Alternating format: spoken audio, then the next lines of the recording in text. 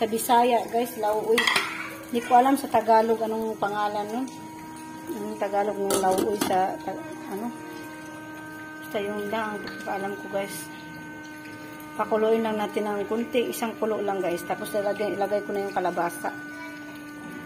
Yun lang, simple lang pagkaluto ng lauoy, guys. Pinakamasarap ito na ulam, guys.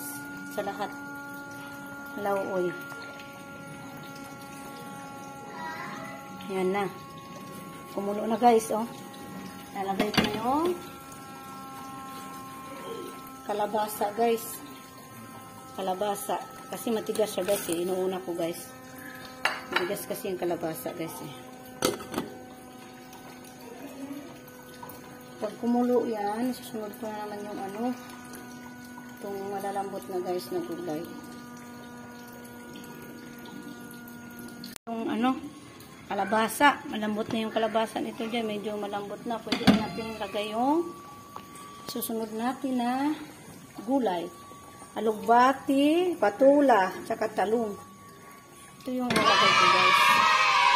Ang paras namin sumarap yung lauoy. Yan, alugbati. Pambabango. Pampabango yan. Maganda yan sa katawan. Ito, patula. Lalo pa yung ano, babango yung lauoy. May patula. Salihan na natin ng talong, guys. Ang ganda sa katawan to. Ang ganda ng benefits ng talong sa katawan, guys. Shake lang natin to, guys. Tapos, nalagyan ko na yun ng tuyo, guys. Tuyo. Yan. Tama-tama lang.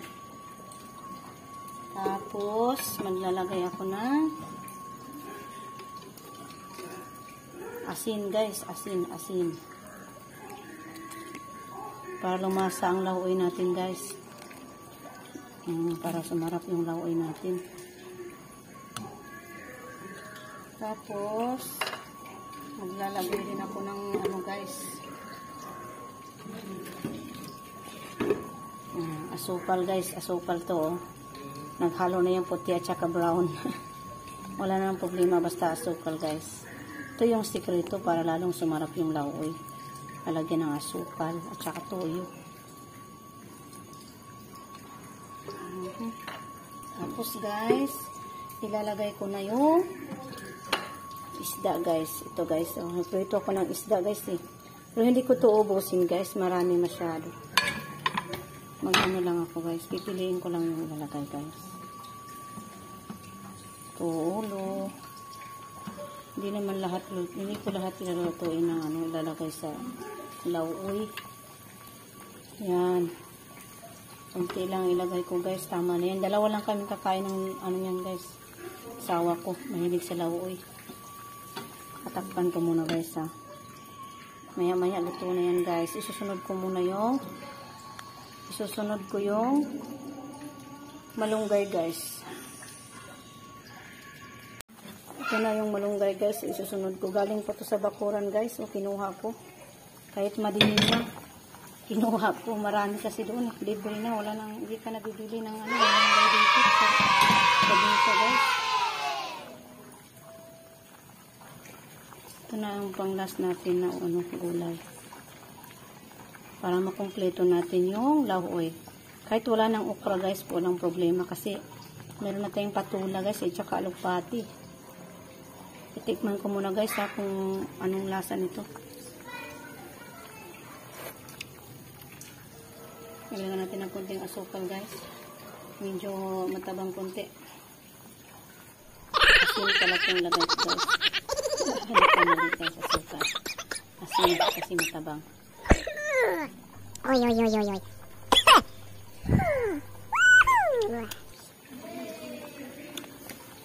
Ilagyan ko muna, guys, ha. Medyo kulang pa ng asukal, guys. Ayun, asukal naman. Guys. Siguro gutom to, guys. Panghapunan namin to, guys. A few moments later. Ayan na, guys. Nandito na yung ano, sa lamisa. Nililipat ko na lang yung lauoy natin, guys. Lauoy sa ano, sobrang init guys, oh.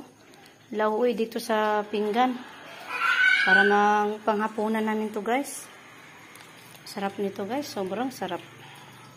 Ito yung mga pinaka-special sa mga ano, mga Bisaya na luto guys. Lauoy. Mas masarap pa to sa karne guys.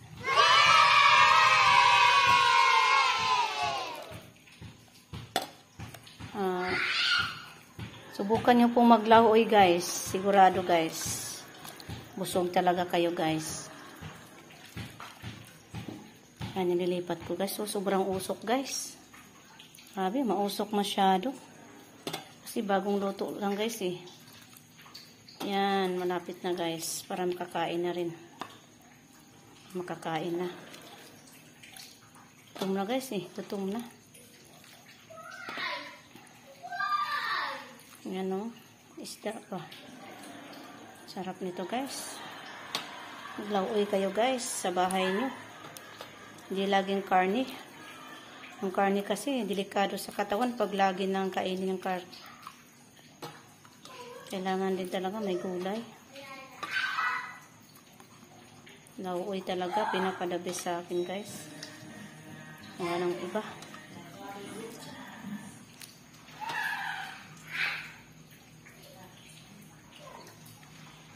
Ano guys, oh. Yan. Ito pa guys, isda, oh. 4 lang na isda ang nilagay ko guys. Pwede na yan. Hindi ko na ubusin yung gulay guys. Ang dami na masyado guys.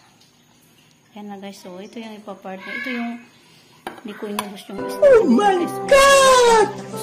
Wow! Rin ako ng tuyo. Guys, oh my God! Guys, danggit. Danggit siya. Ibang klaseng danggit, pero danggit pa rin. Yan na guys. Kain na tayo guys. Bye bye guys.